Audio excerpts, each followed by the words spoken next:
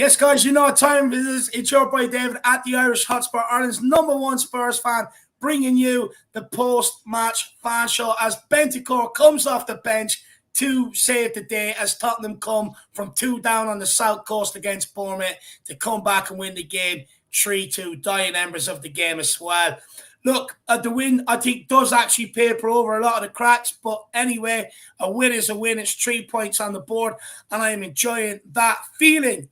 We've got plenty of guests in the background to come on and have their say. We've got Jerome, we've got Mia, we've got KPV, Ryan Trestain, and Welsh Gal is in the back as well. So I can't wait to hear what she has to say when she comes on. Be very, very interesting. But look, Dermo, we'll start with you, my man. I mean, what's your thoughts on that 90 minutes? What a roller coaster. It's Halloween weekend. Jesus, we were put through the miller. But Dave, it papers over the cracks, but 3 points are 3 points. Chelsea lost today. We got a win. We're still third in the league. Here we come. Tuesday, we're going to beat Marseille. Come on, you Spurs.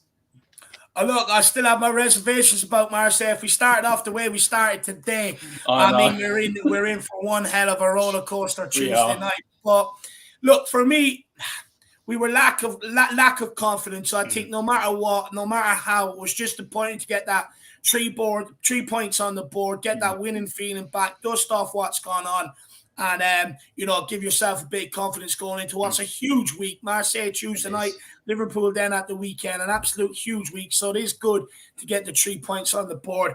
Look, there's some performances out there that were absolutely disgraceful. Look, I think first half, absolutely everybody was crap. I'll be honest, I thought they were dreadful. I thought we lacked the fundamentals, the basics of defending, and also the fundamentals and the basics on the football. Really struggled to create anything. We were hitting a lot of teams in the box, more in hope than really trying to pick somebody out. But in the second half, that really, really changed. And look, I said this earlier, everyone's absolutely entitled to their opinion. But I think what it does show is that the problem is not Conte. Conte rested for Tuesday night, and rightly so. But the players that have been screaming for minutes down the years, they got chance today, and they absolutely let us down. And then when Conte made changes and started bringing players off the bench, look at the manner of the performance, especially Bentancur into that midfield. I thought he was absolutely exceptional. First half, look, Skip is still getting up to match speed. He's had a long injury layoff. And look, I thought he was okay in the first half. It's just there wasn't much quality when he was in decent positions when we needed it. But I thought Bissouma was absolutely horrendous today. Yeah. I mean, anytime he got the ball, he got his pocket picked or gave it away. And Bentancur slotting straight in there really changed the game. I called it before the game. I said not having him, Dermo, was going to be a problem today because in a tight pitch like Bournemouth is, you need someone in that midfield that can handle the ball in tight spaces. And that's exactly what Bentancur done when he came on. Plus, he got the winner as well, which makes it all the better. Look, you are right, Dave. Look, Sanchez, again, another dreadful performance. Nobody was good in the first half, not even Kane or Son, and we're rightly to criticise them. But only a few players turned up in that second half. And then he had to bring the players on. He was resting for Tuesday to rescue a situation where we were 2-0 down. And it's then again, we might have to do something here. So I hope now the fans and everyone else will see it's the players, not the manager. And that's been the story, Dave, since Poch, Jose, even Nuno, to now Conte. It's been them same players day in, year out, season in, year out. They keep letting us down. And it's I think ridiculous. it's spot on though, Dermot. I think the biggest question is how can they be so woeful? And this is the same part in the last 2 games, but it's been there all along. How can you be so woeful and then all of a sudden turn it on after half time?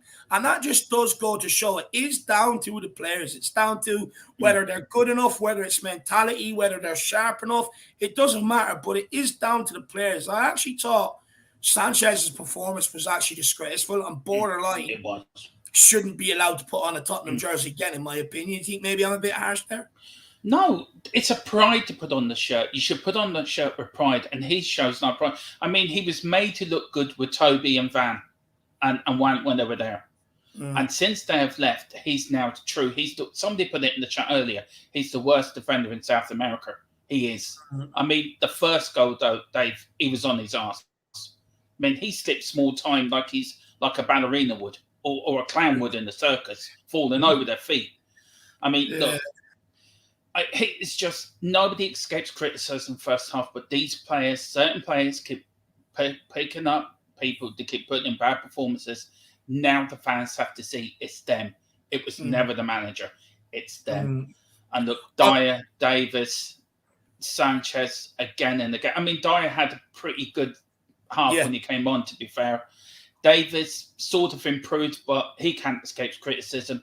Second song, he was totally out of place for the first goal. He just didn't track back, didn't care.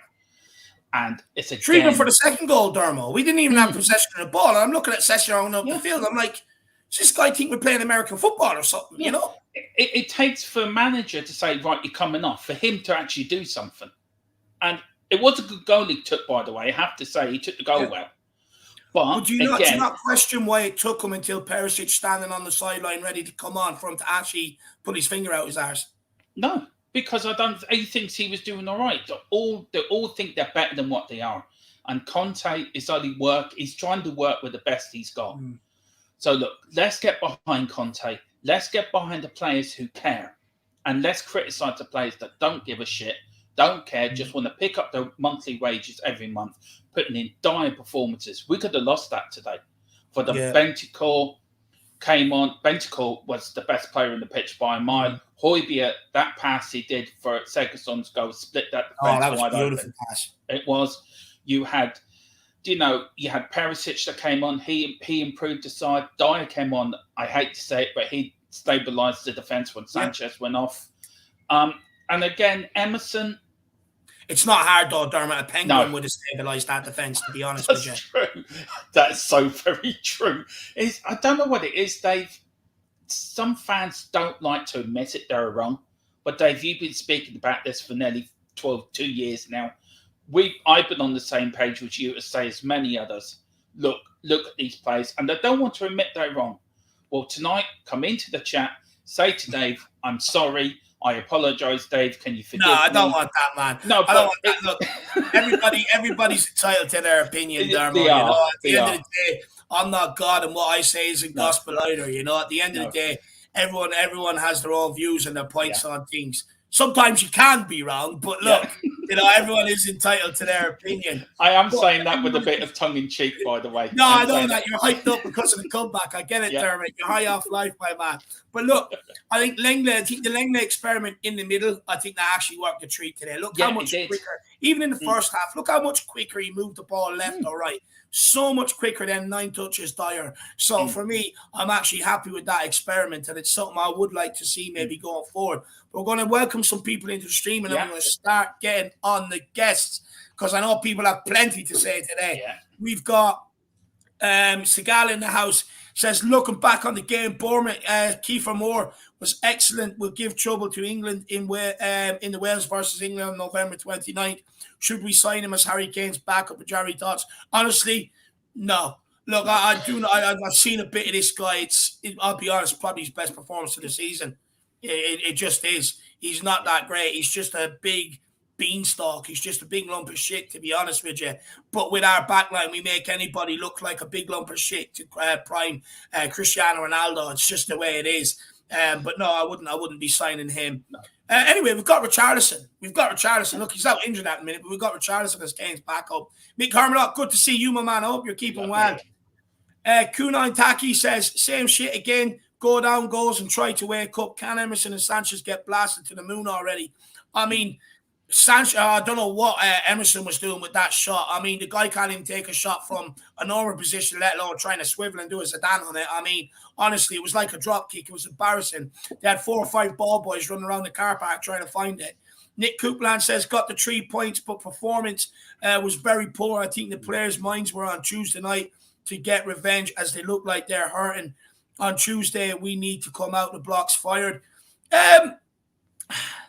Rightly so, they're hurting. They had the opportunity to get the job done Wednesday night against Sporting, and they didn't at the end of the day. And look, we can sit here and say we're robbed by VAR, but we shouldn't have left it down to a 95th minute decision from VAR. We should have had the job done. And it's their own faults. They can hurt all they want. You play bad, expect the criticism. Instead of moping and crying about it, go out there and put in a full 90 minutes performance then. But Nick, I do see what you're saying, but I have my reservations about Tuesday. I really do. Steve D says, great management set up like Atletico Madrid again. Fails again, then has to abandon his own tactics and throw a kitchen sink at piss poor Bournemouth side. Brilliant. I think you're being a bit harsh there, Stephen. I know where you stand with Antonio Conte out. I don't think you manipulated the words very well to suit your opinion, though, if I'm being brutally honest. What I would say is, if you're going to throw mud at Conte, you've also got to clean it off and admit, look, his substitutes changed the game. And like I said, Sanchez let him down. Other players let him down in the first half. Second half, complete turnaround. Now, is that down to players' effort and getting a bollocking at halftime like we've seen before? Or is that down to what you say? He abandoned his tactics and threw the kitchen sink at it? I don't think so. I think he just made substitutions where they were needed because everyone was dreadful. And look at the response. So as much as you could throw the kitchen sink at him for the first half, be big enough to come and praise him for the second half, I would say then. A bit of fairness is what's needed around this fan base.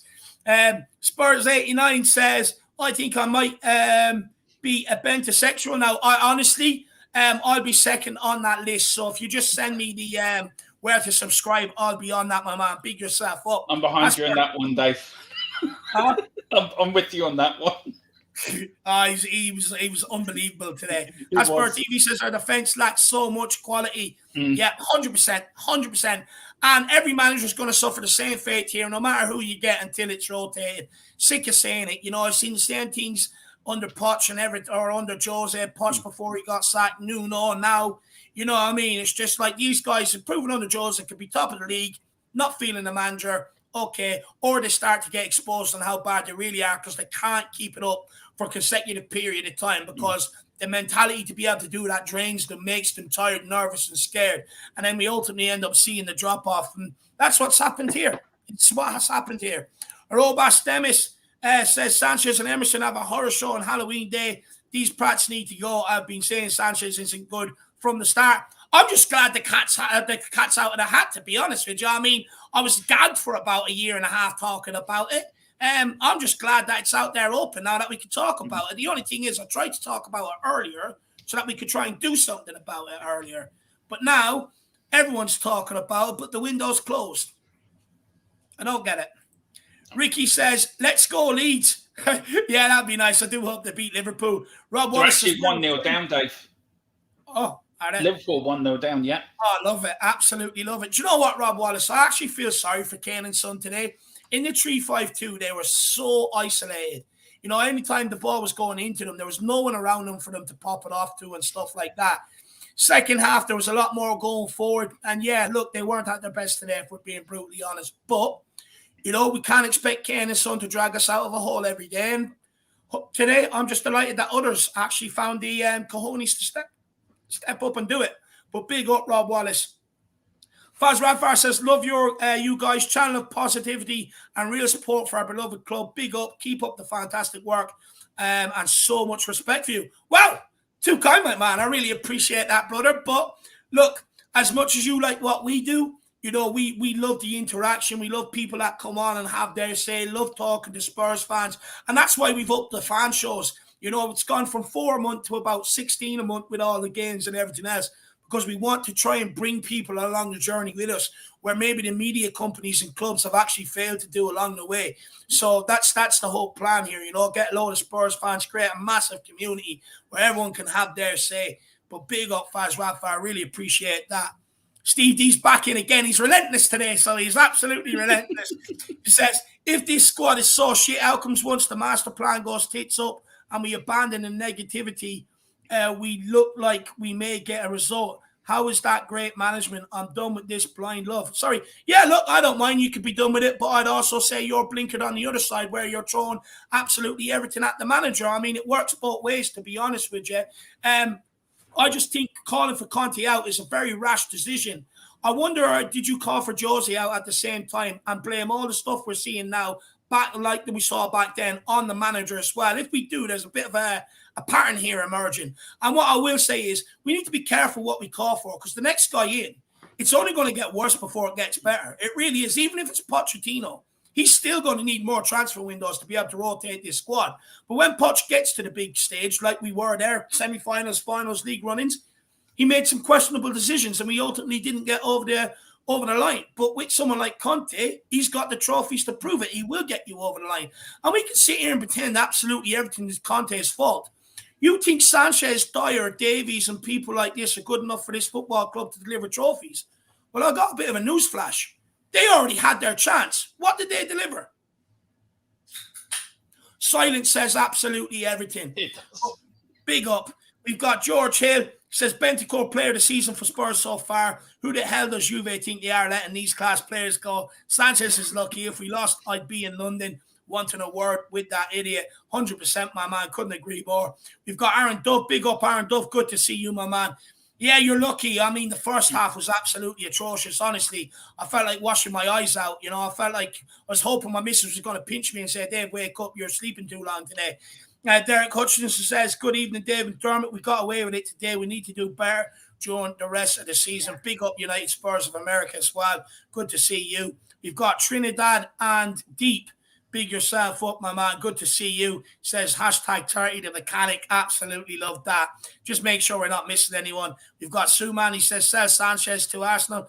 I mean, I'll be honest. It's absolutely a great time to be alive because the way I've seen the comment section change, because before it was like, oh, shut up, Dave. Sanchez is class. Sanchez, 7 clean sheets against relegation teams. He's absolutely unbelievable. He does a job. He's good enough to be back up.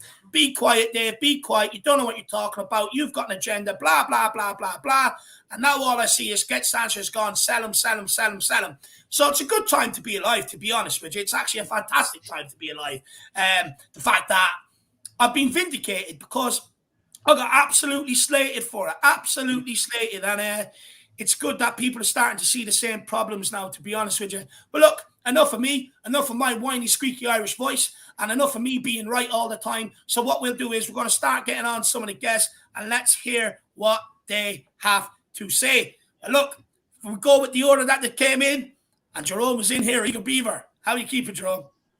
Yeah, I'm good. I'm good. Like, I'm good because we won. That's the only thing that I'm feeling good because we won. Because I woke up really, really early to watch this crap. And lucky they won. Or else I would not be happy right now. Like, not happy at all. But what I want to say is, can we have more Juve rejects? I want more of them. Bring more of the Juve rejects. I want more. Because Bentancur, what a player, man. What a player. Changed the game completely. I mean, like, seriously, that's a great signing. I need more of those. And if, I don't know, if we're going to bring McKennie or McKenna, whatever his name is, bring him in. I don't care. Just bring him in. I need more of those guys. But they're just so superior technically than what we have, you know. It's the technical ability. Yeah, the guy is like to me, that's a real winner there. And to that guy, Steve D, I just want to tell him, just look at the pattern right now. This stinks. This stinks of Mourinho's second season. You can clearly see it. The players only play for 30 minutes.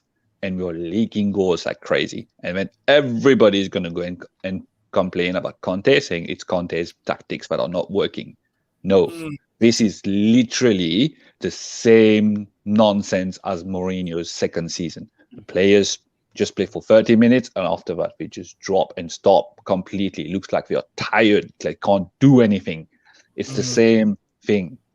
And then we're going to say, oh, it's Conte. We can't have this guy. But it was the same thing with Mourinho. We all complained it was Mourinho's tactics. But no, it's the players. And even Conte said in his press conference, he's not too sure as to why sometimes those guys doesn't have the confidence. He doesn't even understand. And the same thing Mourinho said. He doesn't understand why some of those guys doesn't have the confidence to play. Yeah. So you're telling me two world-class cup-winning managers, trophy-winning managers say the same thing and we're all blaming them? Nah, come on. Have to be serious. Let me ask you this, though, Jerome. Let me ask you this, just out of fairness, to take my bias out of it. Did Conte get the formation and team selection wrong in the first half, or does he have any option? Because We have to learn. We have to be able to rotate at this football. Yeah, we need to rotate. Yeah, we have to rotate. We can't just keep playing the same players, or else we'll just have like so much injuries after that. So we have to rotate. But the issue are we having here is, how do we rotate if we can't play? What we have to sticking to our first 11 if those one can't step up and do anything. I mean, like, how on earth can you count on Sanchez to do anything when the guy's on his ass every time? The first goal, what were you tackling for? What were you doing? What was the most dumbest thing? Do you think he was even aware that guy was running in behind him? Yeah, he was not even aware of it. And are you telling me he slipped or something? It's every time the same thing. He's on the floor, missed it. The second goal, he's not even close to the ball. I don't know how he touched Emerson's foot, and he's on the floor again. How the hell do you do this? I mean, Jerome, were you a bit upset we didn't get to see Spence or Hill today? Because Hill deserved to start today, in my opinion, after his performance against Sporting Lisbon on Wednesday. And is it time to start Spence on the right? And what do you do with Spence? What do you do now? Do you just say, right, you're not playing for the rest of the season because of his performance? Drop him. What do you do with him? No, you drop him. You drop him completely. After today, you drop him. You don't play him. It's like, you're pointless. It's like, whatever you're going to do, you're pointless. You're not that good. Even his national team manager said he's not a good defender. He doesn't have the football knowledge of a defender. He can't defend. So that we know, but we're still sticking with that same player. So he needs to be dropped. What I would say is, even though Tanganga hasn't got a game, put the kid in. Let him have a go. Can't be worse than that. Put Langley in the middle. Put Dyer maybe to the left or something. What do you think of the Langley experiment today, Jerome, in the middle? Yeah, he looked all right. He was all right in the middle. He did a good job. And he moved the ball faster than any one of them. He was moving the ball fast. He was doing great. And he's tall as well. So it's pretty good. He's good there in the middle. So just change it out a bit. Maybe put him in the middle, Tanganga on the left. And if you want to put Davies there, put him there. But that works. Is it something you would like to see going forward again? Langley maybe given another opportunity in the middle of that back line? Yeah, definitely. I think we should, especially against Liverpool. Let's do that, because it might be horrible week for us. If we're going to Marseille, we don't get through, and then we have Liverpool next. Man, it might be a very, very bad week for us. But again, let's not be negative, because the boys showed they had the fight for half an hour, just half an hour, but we had the fight. Yeah. They had the desire to win. We could say it. They wanted to win this game half an hour, because I think for them that was just an embarrassment if they lost to Bournemouth. That's what they just went, nah, let's do this. And Bentancur, when he came in, he just changed the whole thing. He is an absolute winner. And we need our other reject. I need my other Juve reject in Kulu in soon. Because we can seriously. Are we missing Kulu that much? Do you think he's vital for the formations Conte's picks now? I have 5-3-2, 3-5-2, or 3-4-3. Are we missing 3-4-3? Yeah. No, we are missing him, because we are missing that creativity and that ball whipping every time. Like Son tried, but I think he's playing. Son and Kane are playing too many games now. I think they are absolutely getting knackered. I think, again. Do you think they look tired today, Jerome? I think they did. Yeah. I think they are knackered. They're playing every single game. There's no rest for them. No rest at all. Like, you can't even rest Son or Kane anymore. It's like this. Again, like I said, it's like it's the same thing as the Mourinho second season. Those two keep playing every single game, no matter what it is. And like, even when we're going to go for the Carabao Cup, they will play again. We can't rotate. We cannot rotate. We cannot have players who we trust to rotate. But I want, like for Carabao Cup, I want to see Spence. I want to see Hill. I want to see those kids play, because we have to give them a chance and show us what we can do. But the player that I'm most disappointed right now is Bissouma. I don't understand what happened to this guy. He is a quality player. I can say he's a quality player, but I'm not too sure. Like the position he's playing right now is not for him. Maybe he needs to be in front. If we play 3-5-2, he needs to be in front of Bentancur and Højbjerg, and then play behind Kane and Son, because he can whip that ball through or have a wicked shot. So I don't understand why he's just passing the ball around and just playing it safe. It's not his style of play. And I don't understand how he just suddenly just drop level like this. So it's a bit weird. That's the only disappointment I have right now. I think he's struggling to demands with the demands of what Conte is expecting from his midfielders. But for me, it is clear to see that I know people have questioned maybe Højbjerg or Bentancur in the past, but they're just levels above Bissouma and Ollie Skip. Yeah. And it's been proven. Like Bissouma came in for Bentancur against West Ham. Crap. He came in there today. Crap. I mean, there's just levels. What do we do with someone like Bissouma, though? Because you can't write him off. I mean, we've only bought him in. Keep him in off the bench until he gets a bit of confidence, or probably. But the thing is, like I said, he's probably not playing in a position where he wants to be, because he needs to have more freedom. I think he's a bit like what's this guy? Again, we forgot his name. Ndombele. He's a bit like, he's better. Look, to me, he's better than Ndombele, but he needs that freedom to be allowed to be doing things. I think he's just being said, you stick to where you are, you don't move there, and you just pass. But you protect that back line. That's what your job is. But I think for him, it's not really that, because as you can see, his touch is not that great, because whenever he has the ball, he always goes like far forward. So his touch is not that great. But I think for him, he needs to be more behind Kane and Son. And then let's just like Bentancur and Højbjerg protect the back line if we're going 3-5-2. Because I think for him, he needs that freedom for him to let go forward. And then, he's shown that when he was playing in Brighton, how he cooked us. Yeah.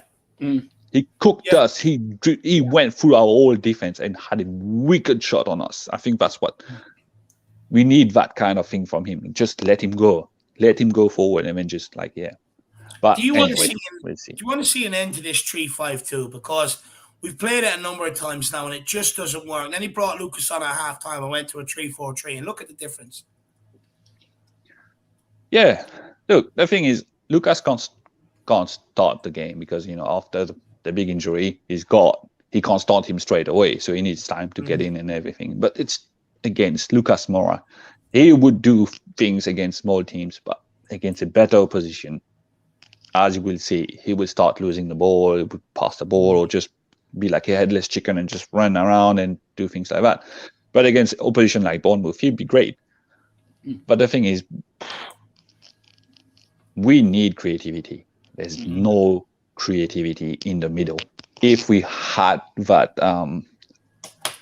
creative midfielder, I think we would do better. Someone that can find a pass to find Kane or Son and then just let them run. But yeah, we need this. There's no creativity in this team. What's the biggest priority though? The back line or a creative midfielder? Both. Generally, we need to get like another centre back and a creative midfielder. We need both. Like, I don't care where you get it from. Who would you like to bring in, Jamon, for a creative midfielder? Creative midfielder, I'm thinking Maddison. Let's go big. Let's go and spend the money. Like, everybody can say, like, James Maddison, he's like, he's not like he's not it yet or something like that. Or he's not like, he's not a real team player or something like that, because sometimes you can see he drops down or something. But I think he's going to be good for us. He's got that killer pass as well. Yeah. So I think Maddison will be that. And the centre back, man. I've always said like Kim Min-jae would have been great for us as well. He's killing it right now. If you can see him playing, he's killing it. And the guy is a giant. He's big. He's not going to let anyone pass him. So, like, why didn't we go for him? Like, he wanted to. Like Son even said, get that guy. Come on. But no, we stick to the same nonsense we've got. It's like, geez, nothing's going to change. But anyway. Just on Bissouma, sorry, Dave, just on Bissouma, do you think him moving from Brighton, is it just him moving onto another level? Or do you think it's taken him a bit longer to get used to Conte's tactic, to Conte's training? That's why he hasn't been playing well. I think it's getting him longer to get to Conte's tactic. Because I think the player we've got from Brighton, the Bissouma, is there. I think we just need to give him some time.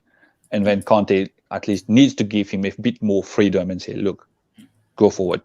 Let those two at the back cover, but you go forward and you try something, because he does have a wicked shot on him, and that we've seen many times. But the thing is, to him to just be sticking there behind the front three and Bentancur sometimes just go forward, it's not for him. I don't think it's for him, because I think he's trying, or he's playing it too safe, and then his game is not getting there. So because we've got a quality player on our hands, we just need to let him free sometimes and just tell him, okay, go for it.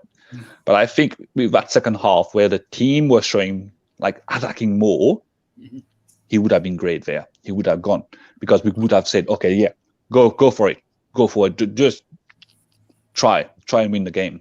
It would have been a good game for him then. But anyway, it's like it's a bit disappointing that it might end up like I don't know, not playing much, but I just want to see more from him. He needs to start taking his minutes when he's giving them, because all he's doing is just encouraging the manager less and less to give him them minutes. So he does have to start taking them. But Jerome, any maybe final message for the Spurs fans before we let you go, brother? Yeah. Let's be positive. Come on, let's do this in Marseille. Let's go through, and especially because my brother supports Marseille. Come on, boys, let's just do one on them so that I can message him, I can call him, and just go. I'll be thinking of you that day for sure. I'll be thinking it's a big game. And look, Jerome, hopefully we're sitting there smiling and celebrating being in the knockout stages of the Champions League. Jerome, really enjoyed the conversation, really enjoyed what you have to say. And look, we got to win. Go and enjoy the rest of your day, my man. Thanks. And the weekend.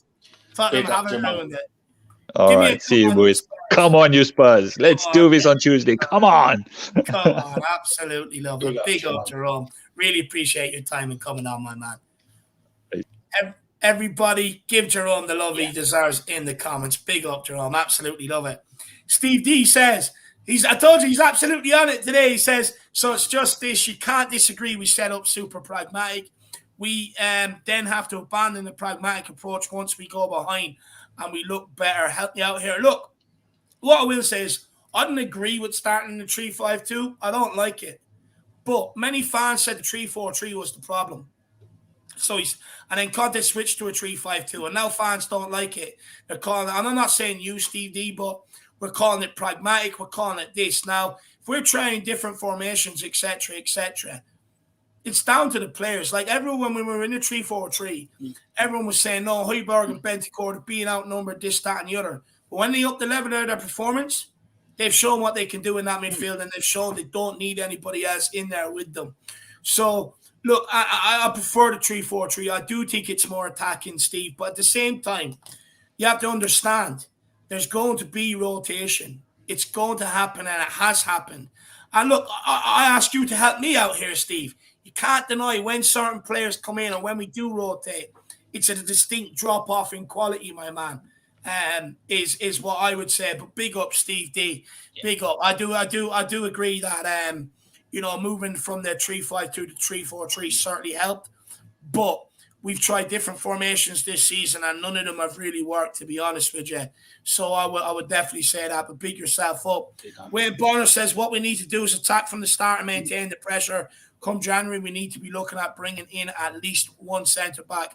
Couldn't agree more, my man. We've got Benji. Can you smell what the Ben is brewing? He says, good evening, guys. I suspect that the Bissouma is suffering from long COVID. He's not the same since.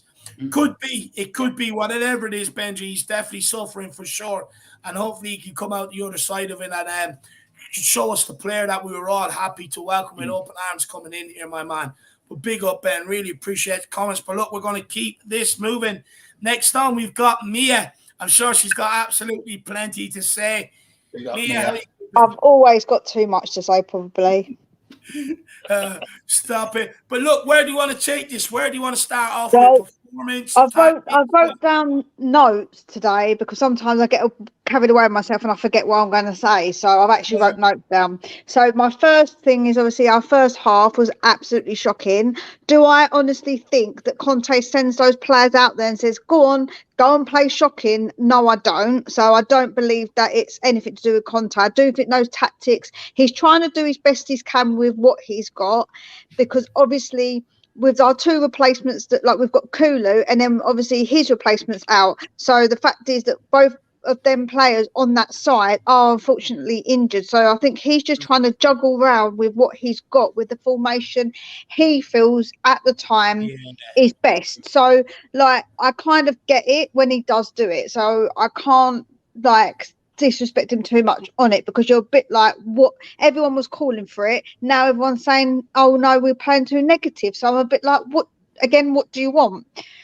Obviously what I said in the back still stands. Sanchez drops like he's a pole dancer, because you know he drops that floor so damn quick. I could defend better than him, seriously. What's wrong with the guy though, Mia? Because he's just got no brains. No, it wasn't so long ago though people were big, and I'm not saying not me. People were bigging this guy up, saying, "Oh, look, seven clean sheets, and because I think he's good." I think people wanted him to come good. I think that deep down we all want our players to come good, and some people just gave him way too much backing, because in my opinion he didn't deserve any of that backing. I never rated him, and I had arguments with people when I was on Twitter.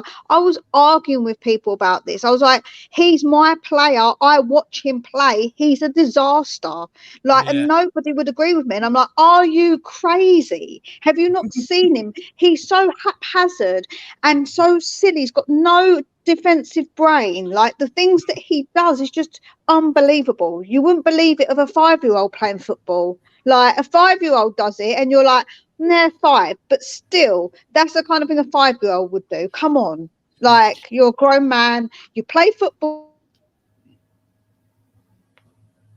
Oh, hello. Well, you get paid all those ridiculous. It's absolutely ridiculous. Yeah, I mean, Mia. Sorry, Dave. No, Mia, what do you think was wrong today? What, as Dave said, was it the formation, or is it just the players cannot follow Conte's instructions? Some of these players. I do think some of these players just can't follow his instructions. I really do, because I think that when you think, I know, like I say, I think he's trying to juggle the formation a little bit. But when you think about it, like there's been other games when they do exactly the same to him, but they just don't do what he says. And he's screaming on the lines like, what are you doing? You can see his frustration sometimes with these players, because he's like, what the hell are you doing? So I think that it's probably, they sometimes are just brainless. They're just brain dead, some of them. They just don't have a clue what's going on. I don't even know if they think they're footballers. They know they're footballers sometimes. They might need like a badge on their sweatshirts and stuff for when before the game, so they can look at, oh yeah, I'm a footballer, that's right. Because I swear they don't know sometimes. Do you know what? I completely agree with you. Like it's like the thing is, and you watch any sports documentaries or anything like that about a team, the preparation and everything else is done during the week, and it's most people will say to you, once you step into the arena or over the white line on the pitch, the court or whatever, it's down to you as an individual then. It's down to you as a collective of 11 players. Things go wrong, it's down to you to problem solve. And look, we've seen over the years, and you've only got to go look at some of the embarrassing exits we've had out of Europe over the last few years, some of the teams we've lost to. I mean, if you applied yourself right, you wouldn't have suffered a defeat away at Pacos de Ferreira. You wouldn't have went out to Zagreb going in there 2-0 up. You wouldn't have lost some of the other to NS Mora. I mean, you should never be losing to NS Mora, ever, ever, ever. And that just purely comes down to the players' desire, their heart. How much are they in it? How bad do they want it? And some of these players, it's just hot and cold all the time, and I'm fed up with it now. The fact that, I felt like crying earlier on. I was just like, what's gone wrong with my football club? I'm watching players that can't even pass the ball. The way I see it is that in any other job, you would not be able to not do your job correctly for this long and then not be a consequence to your actions. Like, I can't sit there and just ignore the children I'm looking after and let them hurt themselves, walk around in dirty nappies, and then go and then be expected to keep my job. That's my job, is to look after the children. That's what my priority is, and that's what I should be doing, because that's what I'm paid for. But they just don't. They get away with it time and time again. The same brainless people get away with it time and time again. But I will say, we have to give him a chance to get rid of those players, because I think that, like I said to you the other day, I don't think that he's going to keep players that he doesn't want. I think he will try and out them, but he's got to do it over time. He can't have done it all in one window or two windows. It can't be done. Because there's just too many of the dingbats that I call them. There's too many dingbats. They're just like, literally, there's too many of them. So he has to do it slowly. So I do understand that he obviously can't do it all at once. But it is the same brainless idiots that do it time and time again. Let's be honest. 100%, 100%. But look, Mia, the second half, so much better improvement. Was that solely down to Lucas Moura coming on and the change in formation from a 3-5 to a 3-4-3? Or is it down to the players just getting a bollocking and ramping up their efforts? I think that it could have been a bit both. I did actually say it very quietly when I was watching the stream. I was like, don't tell everyone, but I actually think Moura's played quite well. I was like, shh, don't tell everyone I said it, because I'll get in trouble. But I think he did. I think he played some good passes. I think that he actually did look up and make a good few passes. There's a few of them, and I was like, go on, Moura. I was like, yeah, he did all right. Like, I think he did all right. And I was pleased to see that he did all right as well, because, like I say, I've got a little soft spot for Moura. So I don't like him doing bad. And I know he isn't the greatest, and I know he can't continue in the team, obviously, as someone who's playing every week in, week out. But, I think he did all right. And then, obviously, bringing the broomstick on as well, Hill, like that obviously definitely made more firepower with both of them, because they're both very speedy, so they couldn't handle it anyway. Then you brought on Hill, and they didn't know what to do. 20 corners. I've not known us have 20 corners for a long time. That was a crazy amount of corners, because we just pressured them, because what they did, they backed off. Once they scored that second goal, they backed off and just allowed us to come on to them, and we just we're ramping up that pressure so much, and you could just see that the tide was like sort of changing. Like, you could see how we were putting so much pressure that we were going to score. And obviously, reliable Ben got in the goal. I was like quite surprised, obviously, for him to get a goal. He hasn't got one more in 5 years, I think they said on the commentary. Do you know what it was, right? So he's got 3 goals, I think, in his last 9 or 10 games for Tottenham. Before that, he only had 2 goals across 172 appearances. Obviously, but it is what it is. He scored, and obviously, and Ryan Sessegnon scored, and then, like I say, that final goal looked like it was coming. I do think that it did look it, because we were just putting so much pressure on them. They could not handle it. They camped out in their half. So I do think that we did so much better in that half. And I do think that Lucas Moura was part of that, because I did think that he came on and he just run at them. He got us a few free kicks as well, because obviously the way that he runs at players, they don't know what to do and they end up fouling him. And he made a good few crosses, I think, that he did so I think he did all right. Yeah, I was quite pleased with Moura. Do you know what? I'll be honest. I actually wasn't really looking forward to Moura coming on. I actually thought Gil Messi deserved the minutes, if I'm being honest. But saying that, Lucas Moura did have an impact on the game. He drove at them. He gave us a bit of speed, a bit of intensity. Picked up a couple of free kicks. I actually think Conte probably got that call right in the end, and I think it actually did help us. But look, what about Kane and Son, Mia? Ultimately, very, very disappointing. None of them on the score sheet. What's your thoughts? Yeah, it was a bit disappointing. They definitely have not been at their best, and obviously, I think Jerome said it, that obviously it's so hard at the moment to rotate them, because obviously we have got other players out, where you could bring in Richie for Kane, and you could, I suppose, have Hill, or and we could have Kulu. So we've got, obviously, with the amount of players that we've got that are out, it's really hard to rotate them, and so they are playing a lot of games. Like they are playing a lot of games, and playing two, I feel like isolates them a bit more. I feel like they're more isolated when they're in the two than when they are in the three.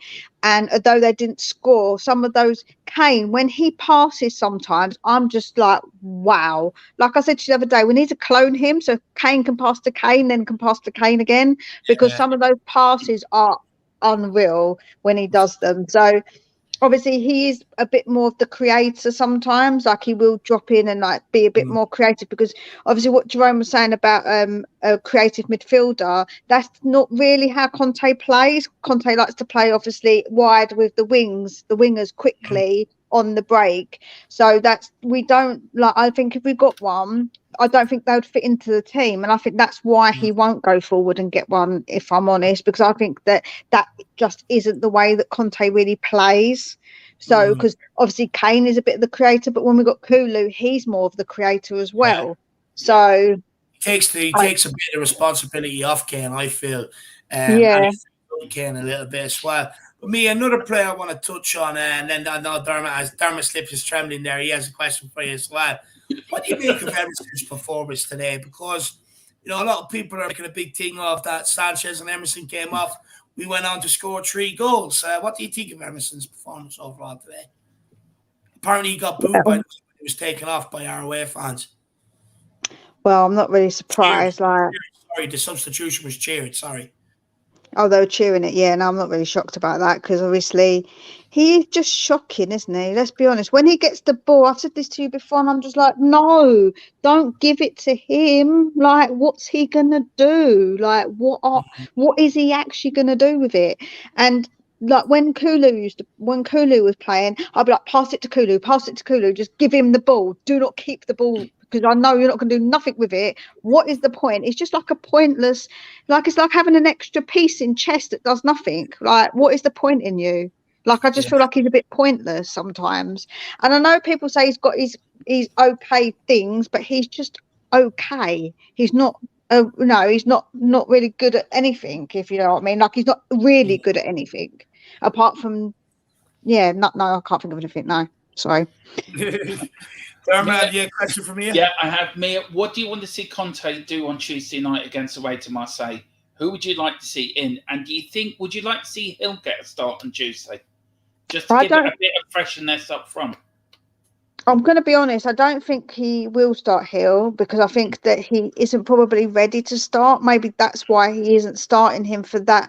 Maybe if he starts Mora and switches it over, depending on how the game goes, I wouldn't mind doing that. I think that might be a good option to start. I think he needs to start with 3 up top. Yeah, no, like I just said, he's okay. He's okay at some things, Emerson, but pretty much shit. Like, he's okay-ish. He just about passes for a footballer, Emerson. But I would like him to do I think he should start with 3 up front when we play Marseille. And obviously they're all going to be up for it. There's a stadium, it's a really hard stadium to go to. Obviously I've got the ex-scumbag players as well, which is they're going to be more up for it. So we need players who want to, obviously, who are ready and got legs on them. And I feel like they've got either Hill or Mora have got legs, because they haven't been playing as many games. So I think that would probably be something I would like to see. I would like him to do not play 2 at top. I think he needs to go for the 3. Yeah, I agree. I don't want to send these guys out with the mindset a draw will do, because you know what they'll end up doing? They're fucking up. So for me, I definitely think we got to go to 3-4-3, but rumours are Kulu might be back, so that'd be very, very interesting. If Kulu's back, I don't think he'll probably put him on for the amount. I think he'll do again, maybe just put him on for some of it. I don't think he'll rush him back, because obviously he re-injured himself, so we don't want that. So he might just put him on maybe for like a little bit at the end, or I would have thought anyway, because I don't think he's going to want to rush him back, which is fine. But if he is, that would be amazing to have Kulu back, because obviously we've missed him so much. We really have missed him. Yeah. And obviously 100%. And obviously another player that came in obviously was Bentancur today. When he came on, that guy, he's just so good on the ball. Like, he uses class, doesn't he? Just oh, uses class. He is just class. And I said to you, when I went to the game, I haven't watched him live until I went to the game the other week. And when you watch him live, it's he's just beautiful to watch. Like, he's just so good on the ball, so silky. He's just so confident as well. He's very confident on the ball. He doesn't I remember one of the games that I was watching, and he just got the ball. I think it was on the edge of our penalty edge of our box, and he got the ball, turned around, and like twisted the player up. And I was like, wow, like he's just brilliant. He's just confident on the ball, and he made a difference today, I think, as well. I really do think he made a difference. I don't really know what's going on with Bissouma. I think that it's a completely different system, and I think he has found it difficult because it is so different to how Potter played. Because don't forget, he's been playing for Potter for quite a while, so he's very used to how Potter plays. So Conte obviously wants him to do something different, and I think he does find that quite difficult. I do think he finds that difficult to do. Yeah. I think that's why. 100%. Well, look, hopefully Bissouma can't pick it up because we're going to need him for this campaign. But Mia, any final messages to the Spurs fans before we let you go, my dear? I would say, as always, we need to give Conte time, and we need to trust him because he does need time. So all these people, like I had my brother on WhatsApp me, I can't watch this. Conte, I've had enough of Conte's football, and I'm like, listen, you need to give him time. Then he messaged me afterwards like, oh, well, that was frustrating. I was like, see, you just need to be a little bit patient sometimes. Like, I was like, you're just being overreactive. You need to calm yourself down. So I think that people they react too quickly. I know today wasn't great and that we should be beating Bournemouth, but they have been in better form. And they even said on the stats, when they've been at 1-0 up at home, they haven't lost in so many games. So obviously that's unusual. So they have really improved, and obviously not the best team, but we all know, look at Forest the other day. Forest beat Liverpool the other day. So you know, them you can't just say that every game is give me. It's not. So obviously, it was a difficult game. We didn't turn up in that first half, but we did in that second half, and we got the points, and that's what matters. That's what matters at the end of the day. It's the points on the board that matter. When it comes to the end of the season, are we going to care how we got those points? No, we're not. So to me, that's what matters. So we need to trust Conte and give him the time, because he's not a miracle worker. He can't just do it all so quickly. So people need to just keep the faith a little bit. That's all I would say. Do you know what? I think you're absolutely spot on with your final message there, to be honest with you, Mia. Absolutely spot on. Like you said, you know, at the end of the season, you're going to look back on it, and you don't care how you've got the points as long as they're on the board today. And look, we got away with one today, but sometimes you do, and you've just got to accept it and enjoy it. Mia, big yourself up, my dear. Really appreciate it. Thank you very much. These fan shows. In Conte, we trust. That's what we all have to remember. Come on, you Spurs. Come on, you Spurs. Love it. Love it. Big up, Mia, and we'll see you again very, very soon. I'll speak to you soon.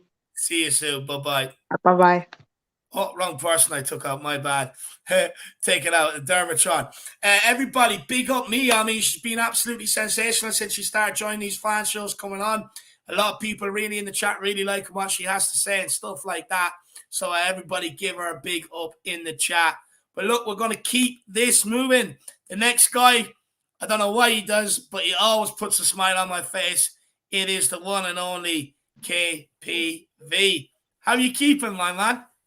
Yeah, keeping good after that result. A win's a win. As everyone said, a win's a win. Brilliant performance from Bentancur. On fire. Best spin player of the season for me, with Højbjerg, but Bentancur.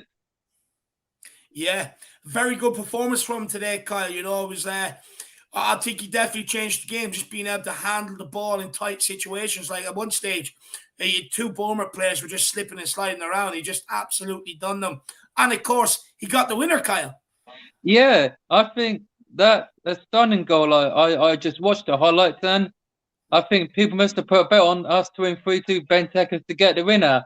Whoever put a bet on, a genius, legend. Well done. Well, we'll have to find out if Sean had a sneaky bet on during the watch along. I forgot to ask him on Bentancur. Yeah. But Kyle, What do you make of that first half performance, and what do you put it down to? I mean, do you put it down to Conte persisting with the 3-5-2, even though it hasn't worked? Do you put it down to the individual quality of the players? What do you put that first half performance down to? I'll probably put it down to the players or something like. Yeah, I think I'll put it down to that. Like first half, we were shocking. Like I don't know what Emerson Chicken Royale was doing. Like another no look pass, I'd probably say, and his shot just went out the stadium. Like he was bad today, wasn't he? He was bad today. He was shit. Like maybe we shouldn't have bought him from Barcelona, but we just needed someone that can, do great. But maybe it's time for him to leave. Give Spence a start, but Conte won't time. We need the wing. I think the wing back needs addressing in January, and I think that needs sorting out. And that is what needs to be addressed. I couldn't agree more. I think, look, we're going to have to try and get some business done in January. What I don't want to do is everybody going into January unrealistic expectations of what can get done in January transfer window. But I definitely think we need to do one or two bits of business. But KPV, you really wanted Son to score today and it didn't happen. What do you make of his performance? Like, I wanted him to score, but he wasn't there like he usually was. He wasn't his normal self. He's normally on fire, scoring goals, but just wasn't his normal self today. Another bad performance, but he'll turn it around. He normally does that after Christmas. He normally does great. But we've got he needs to do great. Like Tuesday, I'm sure he'll score because I think he normally scores away, but hasn't done that in a while. But he needs to play brilliant. Do you think it's a player simply out of form, Kyle, or do you think there's maybe a deeper reason to it? Maybe he's a deeper out of form or something. Maybe I don't know what's going on. Maybe it's him not playing great, probably being put off by other teams. Maybe there's rival fans saying, "Oh, he's not good," but I don't know why there's rumors he wants to go to Real Madrid, but no fans. We let other players go to Madrid. Modric 2012, Bell 2013. We're not going to let him go. I don't want him to leave. He loves the club. He's Tottenham through and through. He'll come good, I'm sure. Tuesday and then next Sunday we got those lot who are currently drawing with Leeds, Liverpool. He always scores. He always scores in the big games, but he will definitely score. He'll come good. And as for his partner Harry Classy, he wasn't great today either, was he? Yeah, I thought he was going to continue his goal scoring form, but he's done a Jamie Vardy.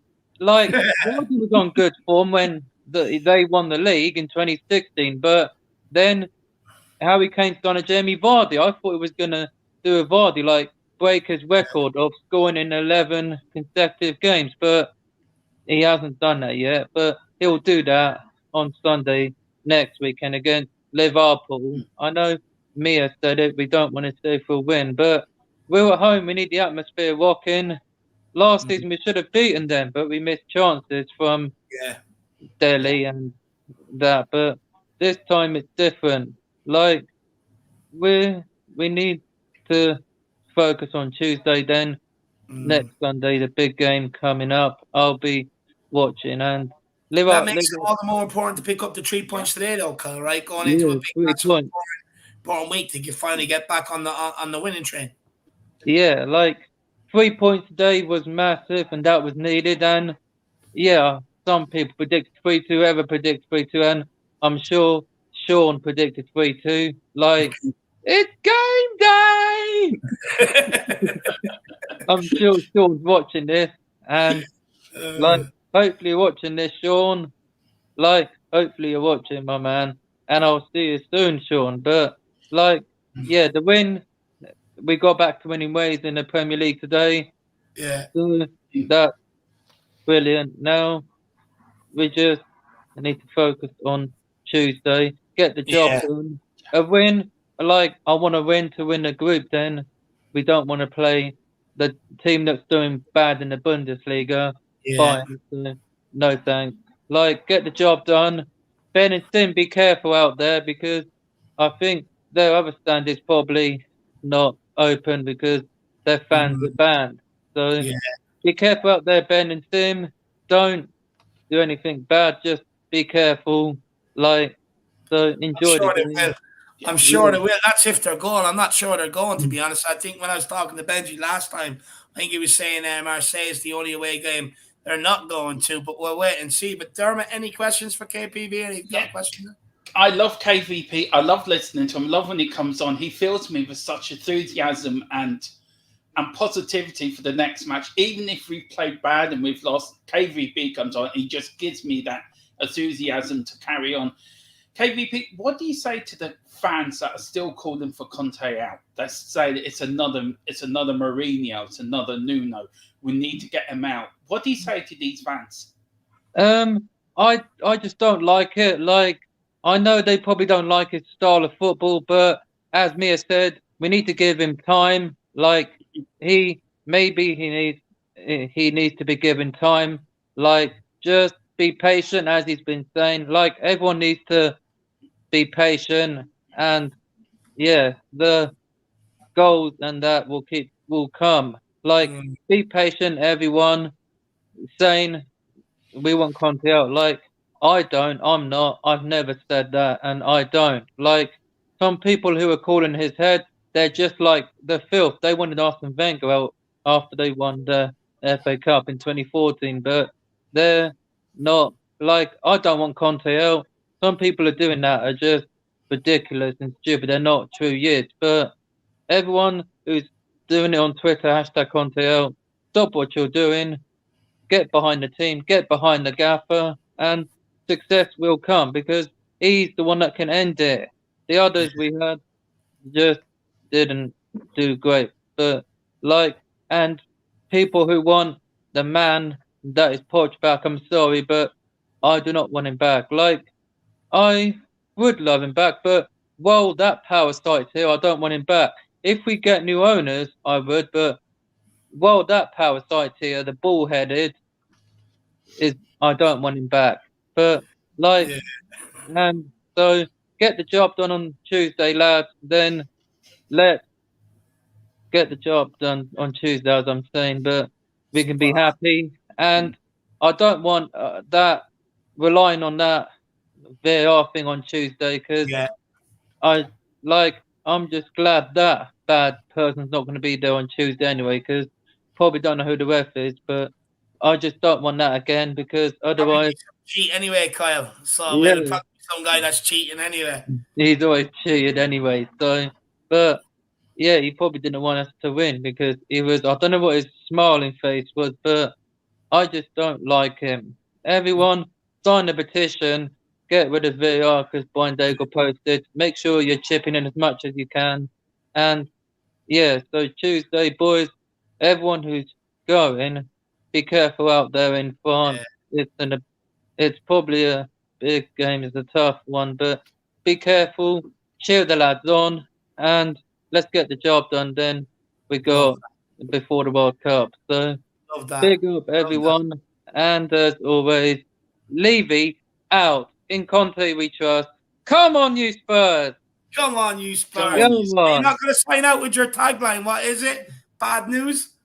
I'm afraid I've got some bad news for the filth. Like, they're not winning the title because what they did, I think, was when the Moyes was the Man United boss. They were top at Christmas, but what happened in the New Year 2014? They just came fourth. Like, it's gonna happen. They're gonna we'll still finish above them, but we'll finish above the filth. Like, I'm afraid I've got some bad news for you. KPV? we'll let you go, brother. You need to go and listen to Who Let the Dogs Out. You know, big yourself up, my man. Never ever change. You're infectious. You make people smile. Never lose that. All right. Come on, you Spurs. Come on, you Spurs. See you soon, KPV. See you soon. Do you know what, Dave? Sorry. Do you know what, Dave? I could be having a bad day, right? And I could go on to You're a Fan Show or We Are Tottenham TV. That lad comes on and he cheers me up like that. It's just, he's infectious. He's such a lovely lad. He really is. I love KPV. I really do have a soft spot for him. I can't wait to meet him at a game as well. But look, we're going to keep this going. A lot of reactions so far. People unimpressed with Bissouma. Happy with the second half. Really unhappy with the first half. So look, let's keep it going. Let's get some more thoughts. Who else have we got here? We've got Ryan. We've got Welsh Guy. We've got Chris. And then we will be ending off. But look, let's get on, Ryan. How are you keeping, Ryan? Yo, not too bad. Just got an update from the Leeds and bin dippers. Yeah, go on. 1.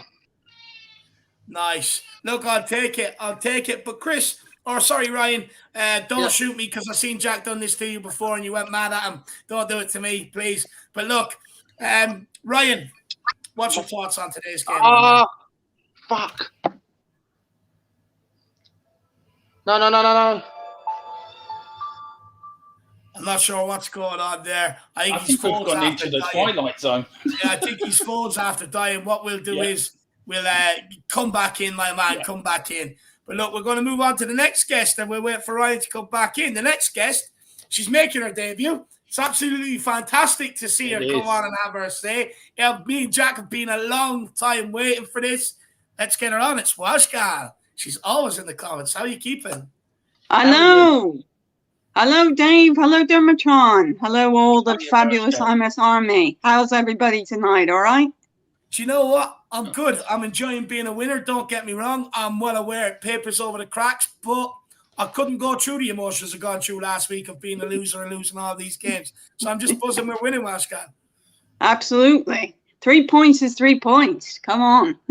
Exactly. But look, what's your thoughts on today's game? I mean, what do you make of the first half, the second half? What do you make of the game overall? Well, as I suppose most people know, as I put in the chat and numerous times, I don't have a television.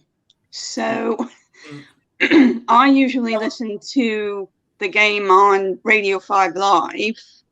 And then I also have you guys on sort of like a combination. So, and today the game wasn't on any, because it's either Talk Sport or Radio 5 Live or whatever, but it wasn't on any of those.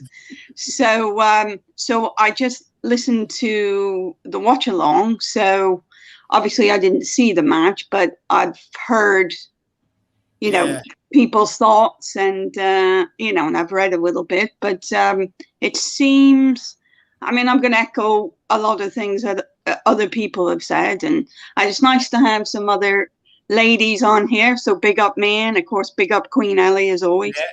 But so usually the problem is, as I think a lot of people have said, the thing that annoys me, and I've said it in the chat many times, I don't understand why they can't just come out in the from the off and take the game to the opposition. I just don't understand why that happens.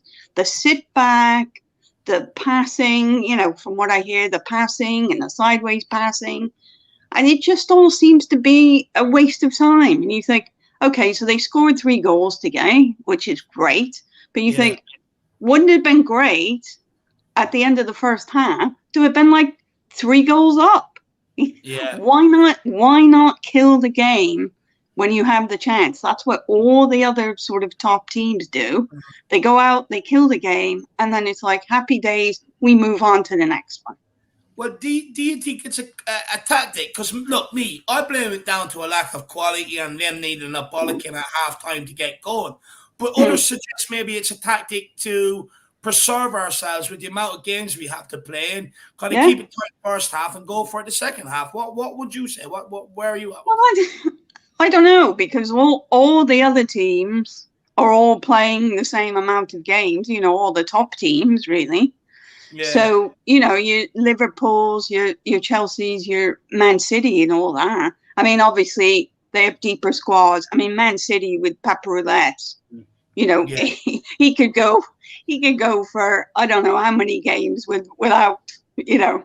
So he has an embarrassment of riches up there, obviously. But I mean, I'm sure there is an element to that, because obviously the Spurs squad isn't that deep, unfortunately. So I sort of get that, but I don't. It's just always seems like it's that same thing where they come on, they're a bit lackadaisical in the first half, then you go in, and obviously, you know, Conte reads them the riot act, and then they come out, you know, like they got something, you know, stuck up their backsides, and then unfortunately, in some cases, you know, they might concede in the first few minutes. I mean, I think Chris had said that earlier, and he was spot on, actually. But so yeah, I don't know. I don't, like I always say, 3 points is 3 points. You know, when you win, you know, a goal in the 96th minute is just as good as a goal in the first minute, you know. But you know what? We relied on a few late goals last season, 2 off the bat. Watford at the start of the season. There was also who was it against Leicester? You know what I mean? So we do have late goals in us, and I do fancy a few games in the balance for us to go and get these late goals. But look, Welshie, one thing I want to ask you about is Sonny. Look, is it down to him just simply being out of form now, or is there something else, a deeper issue there, something else going on? I don't know. I mean, I've heard discussed multiple times, and everybody has their own opinion, and of course we don't know. No one knows. You know, Sonny's probably the only one who knows what's going on. But I don't know.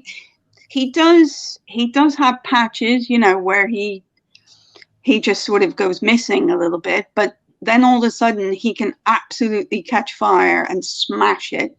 So I don't know. We just don't know. And I mean, I've wondered, and I have no idea, but I wondered if winning the Golden Boot wasn't almost like, it's wonderful and fantastic for him, but was it almost like a little bit of a curse? Because I think sometimes, I mean, it's like if we go back to like Spurs in 2019, where we're in the Champions League and all that, and you're in a place where you're just absolutely overachieving, where do you go from there?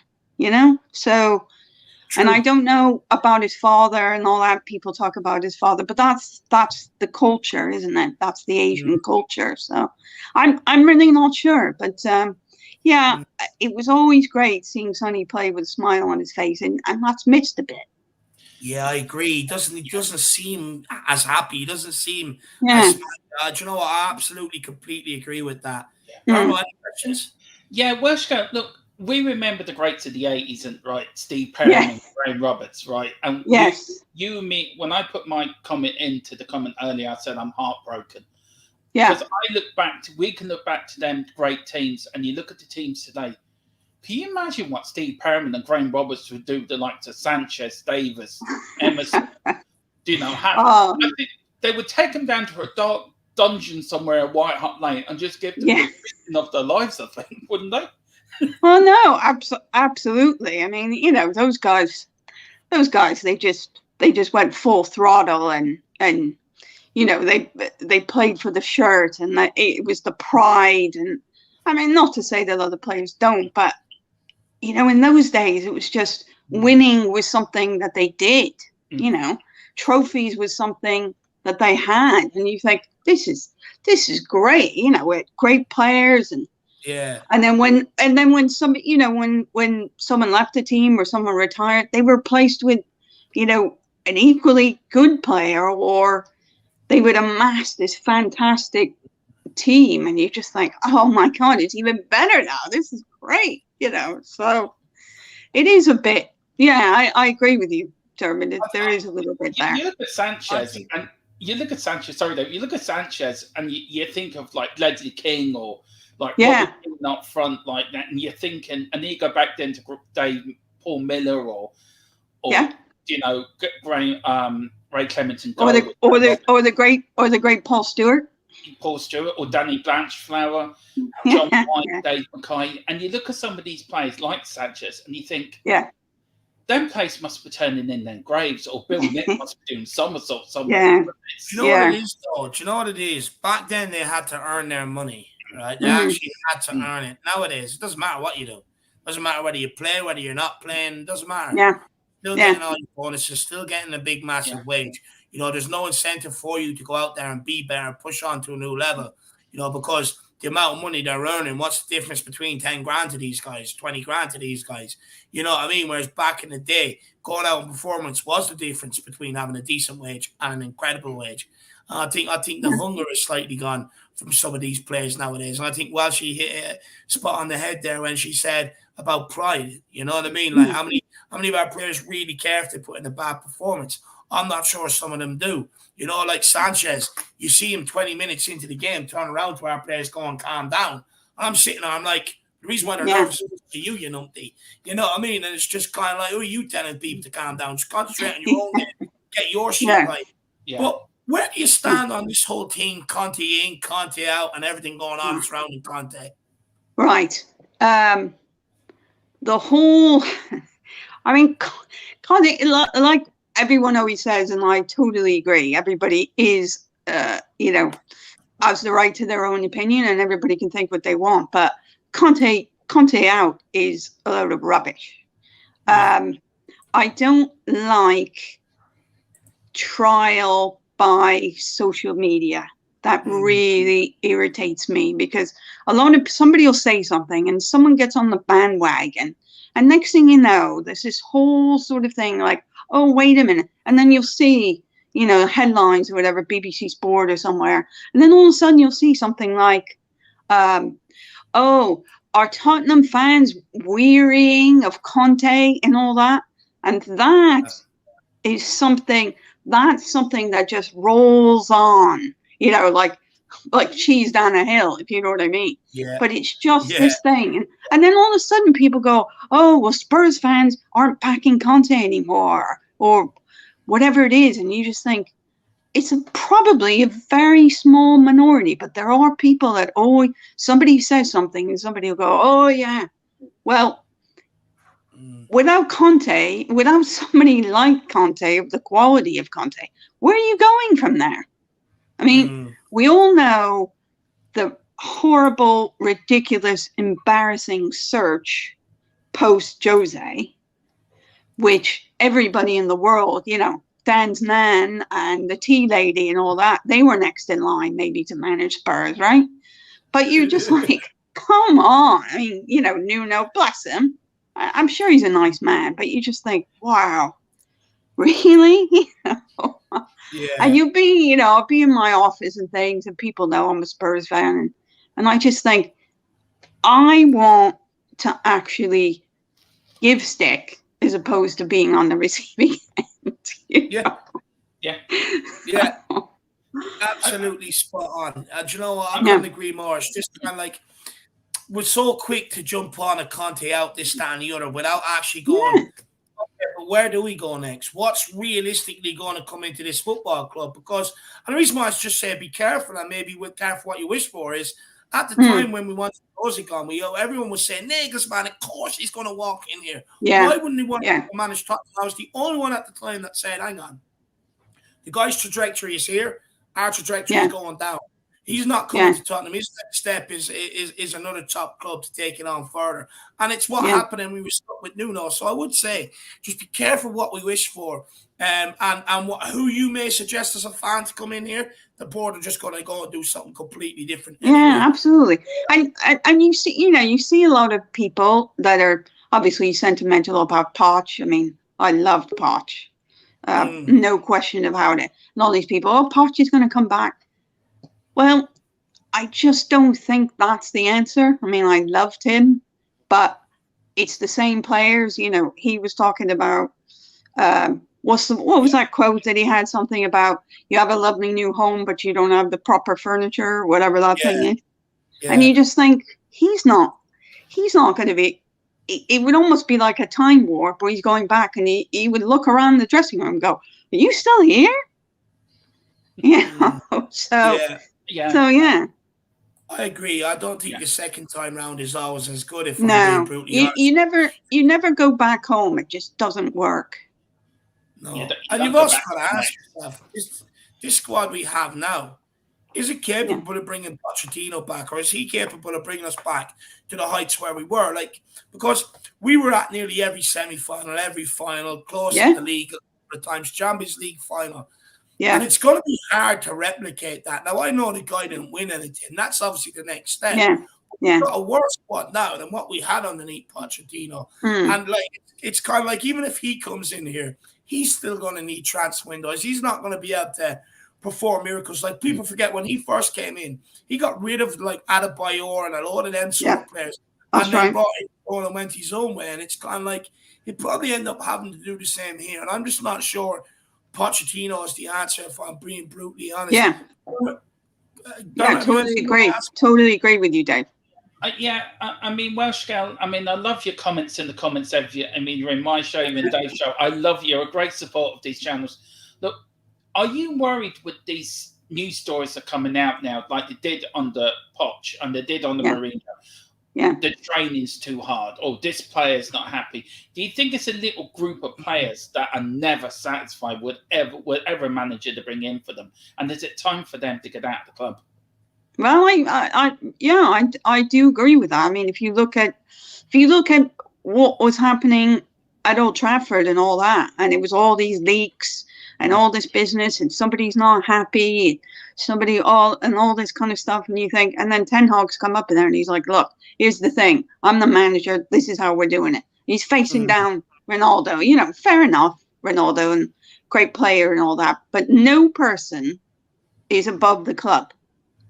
No person is ever above the club. So when you start thinking that, you've really got a problem. I mean, even if you look at even like, you know, Roy Keane, I love Roy Keane and people like that. But yeah, I think there is, I mean, it's fortunate. The thing is that people always go, oh, we need to get rid of these people. We need to get them out the door and all that. The problem is, unfortunately, nobody wants them. You know, if bids had come in for Winks and Domblé and some of these other Lo Celso and all these players, they would have been gone. But they're still, you know, Paratici, bless him, he managed to get loan deals with these people. So, you know, but yeah, I agree. Sometimes you need to actually, you've got to clean house, and you've got to bring in, you know, players that are going to add to the squad. Obviously, you don't throw the baby out with the bathwater, because there are some quality players. But yeah, it's about leadership. It's about people stepping up. It's about a winning mentality, and that's what they need to get back to.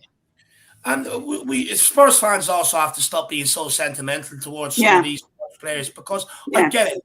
Look, they were part of a time where the club was going deep into every single competition, winning most weeks. It was absolutely fantastic. But the reality is, in football, every team has its cycle. Yeah. And that cycle is done. You've got to get rid of them, and you've just got to move on and build something different, you know? You can't keep persisting with some of these players who continue to let you down all the time they're picked, if I'm being honest. But Welshie, I've really enjoyed this conversation we've had. Make sure you come back on again.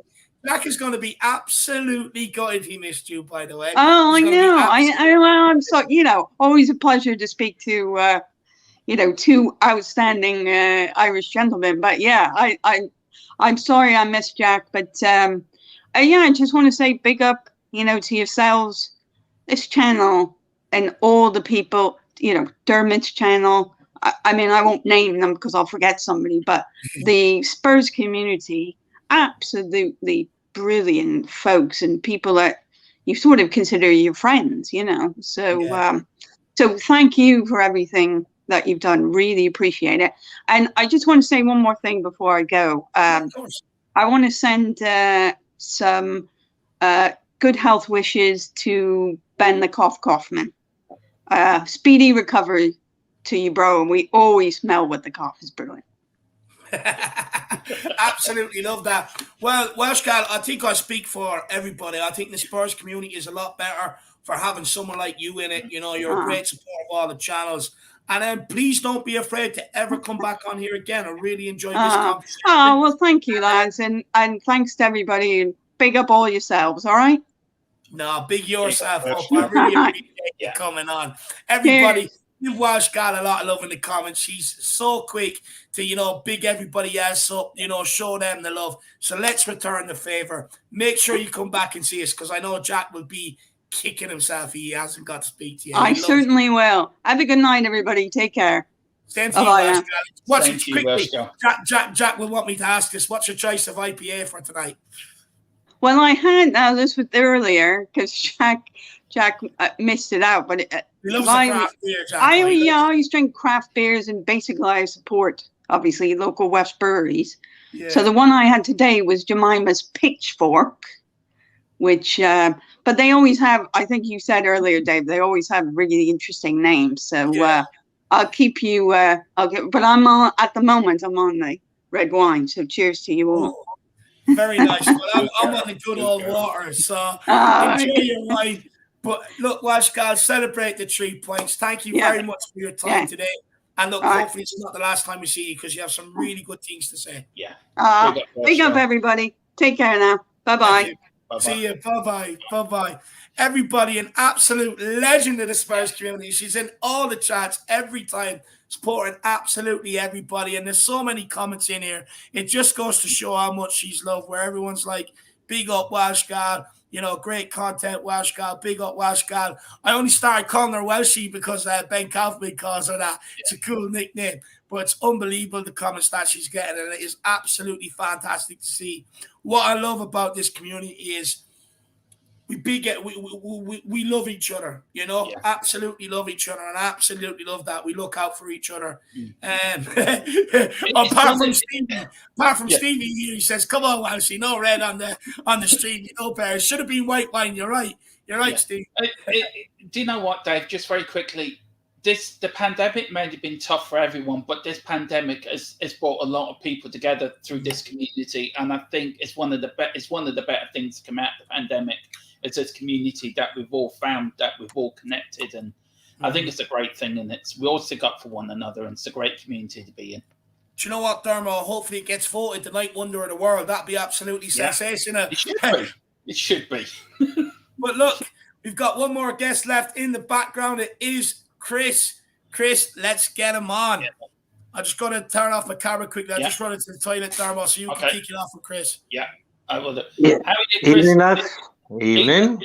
How's the Newcastle? How are you up there after last weekend? Did you cope? I got absolutely annihilated at work. I was so embarrassed. I didn't want to go in. I tell you, it was horrendous. 3 days of misery. Yeah. What did you make of today, Chris? Look, you know, we started off badly again. Another bad first half. Conte puts a rocket up their backside, and then they come out, then makes a few changes, and then we suddenly click into gear. Why do you think we start so badly in games? What do you put your finger on to that? First things first, I do not ever want to see Sanchez and Emerson wearing that Tottenham shirt. They don't deserve to wear it. No, they don't, man. They really don't. I had to go down to timeout seafront to collect the ball from when Emerson blasted it. Yeah. It was travelling so fast it ended up near me. Yeah. Did it end up in Tyneside, Chris? It ended up timeout seafront. I had to go and get it. Yeah, you probably have to order a boat and go out and get it. To be honest with you, it's still going. But David, Chris, I thought it was a comet flying over. Oh, stop! But look, what do you make of the first half performance, Chris? I mean, absolutely dreadful. Absolutely unacceptable by any means. Dreadful, especially against a newly promoted team. Absolutely dreadful. Absolutely dreadful. How Sanchez and Emerson warrant starts in that team, I don't know what the hell to make of it. Honestly, I'm so embarrassed when I see them two come on the pitch. And you know what, David? The thing is now, if we go in 0-0 at half time, I'm absolutely dreading it. Because I know within the first few minutes we're going to concede a goal. And what do we do again? This is the third week in a row we've done it. Third week in a row. The manner of the goal, Chris, as well. Like, Session went running even though we didn't have control of the ball, so he was caught out.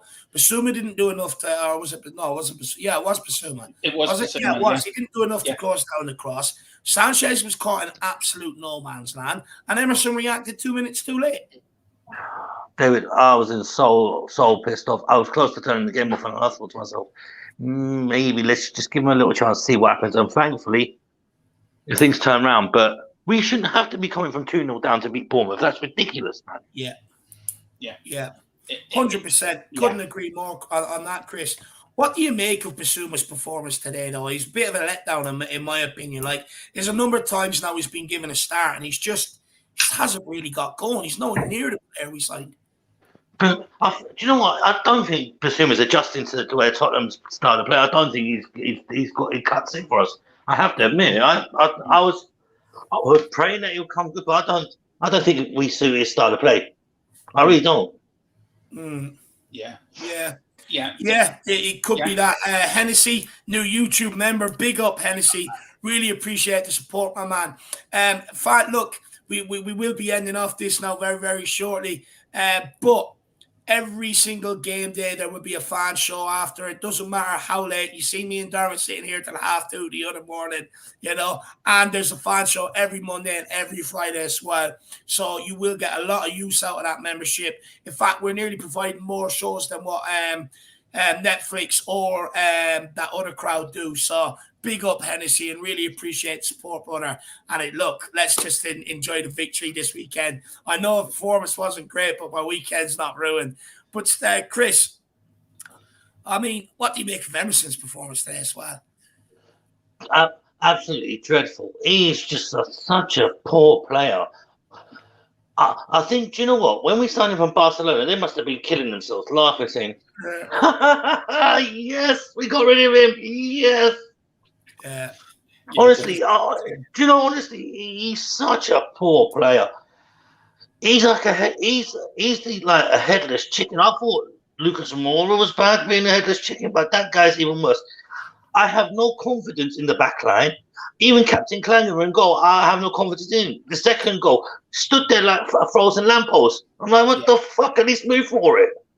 He just stood there like a frozen, like a fucking statue. I'm like, what the fuck? Just move for the ball. That's true. Fair point. Darmo, anything you want to ask, Chris? Look, Chris, I picked a lineup yesterday with Longley in the middle, and I was so pleased Conte went with that today because I always wanted to see was like. He didn't do too badly. Yeah. Do you think if we got another left centre back and we got a decent goalkeeper in January to take over from Hugo, do you think that might set the back three up all right for the rest of the season? Until we get rid of Moon Boots, Sanchez, Davis. So bad you had to name them twice there, Chris. Yeah, it was screwed. We're basically screwed. When they got them three, we're screwed. Okay, we slightly improved when Sanchez came on and Dyer came on, but still, it was only 45 minutes for Dyer. So if it was 90 minutes, we would have might have seen another story. Yeah. But all jokes aside, I dread going in at halftime either 1-0 down or 0-0 because I'm waiting for that mistake. Because it's inevitable. Yeah. It's inevitable now. So do you know what, Chris? It's a problem that's even predated Conte. It's happened under it's happened under Jose countless of times. I remember Serge Aurier doing it against Leicester and stuff like that. It's a real problem. And the problem is, right, you got all these dicks saying Conte out. I'm sorry, you lot are a bunch of clowns. Come on now, Chris. No, sorry, I'm sorry. No, David. Listen, right, I've heard it enough. Conte out. Is it Conte's? No, hold on, David. Is it Conte's fault he was left with Deadwood that Poch had, what Mourinho had, what Nuno had? It's not Conte's fault. People blame Conte for his style of play because he has no choice but to play that way because he's left with Deadwood players. People need to get off Conte's back and support him instead of saying Conte out all the time. It's wrong. It's not his fault that Levy refused to back Poch. It's not Conte's fault that he refused to back Jose. It's not Conte's fault that he refused to back Nuno as well. So people need to stop jumping on Conte's back all the time. Don't blame him for. Is it a miracle that Conte has us third and on the verge of qualifying for the Champions League, considering everyone knows how the flaws in our squad? Yeah, do you know what? Some of our supporters should be grateful we're in the Champions League after somehow getting into the Champions League with the shit players we have in that team. Let's be realistic, David. I'm not going to hold back with these players. Dyer is an absolute disgrace. Sanchez is an absolute disgrace. Davis, an absolute disgrace. Emerson, don't even know why we even bought him. Because we got a choice of a Donkey Doherty or Emerson. It's dumber or dumber. Yeah. I mean, me and Dave were going to the match on the 17th. I mean, I'm going after a certain individual. I know who Dave's going after. It's a 3-seat team on that right side of the pitch. I know It's David. For the last few weeks, I haven't been on the show because I've been working and I've been busy and I haven't had time. I've had a lot of time I get it. Well, I've got to say, but the thing is, David, right? All you got to remember is this: the Conte out brigade need to open their eyes and realize who the bigger problem is. 100%. Not the manager. Not the manager. I absolutely agree with you, but we've also got to accept that people are entitled to their opinions, and just because they don't share the same opinion as we do, it doesn't mean. But David, can I just say one thing, David? It's the same people who wanted Jose out. It's the same people who wanted Poch out. It's the same people who wanted Nuno out. It's the same lot every single time. It's never anybody different. It's always the same lot. Yeah, I'm sorry. To be fair, and I'm not being funny, the Conte out brigade need to open their eyes now and realise we've had the same amount of players when we've had 5 different managers. The same players are still there. To be fair, Chris, I think a lot of people wanted Nuno out after a certain stage, so I think everyone. Look, I just want to say, I know Dave wants to get in with the question. Sorry, no. Are you happy? Are you happy now that the fans realised it was never Conte? It was these certain players. Again, do you think Dave's been saying it for 2 years? A lot of us have been saying it for a long time. Are you pleased now that fans can really wake up and smell the coffee? No, Dom there, Ben, but smell that it is these players and it's not the managers. It's actually the players that have let us down again and again and again and again. But Dermot, the problem is with that, and I have to say this now from what I see from when I'm on social media, it's always the manager's fault. It's never those players who let us down time and time again. It's always Conte's fault. Sanchez falls over for the first goal. That's Conte's fault. Emerson loses his man for the second goal. Oh, that's Conte's fault as well. Is it? Why? Yeah. It's too much. It's too much blaming the manager. It's no blame is ever laid on those players. It's always the manager's fault. They would say, but he trains them and he picks them. Yeah, but David, at the same time, who else are we going to pick? Who else have we got there? Who else? You got Jed Spence, who never gets a game. We don't know the reason why behind it.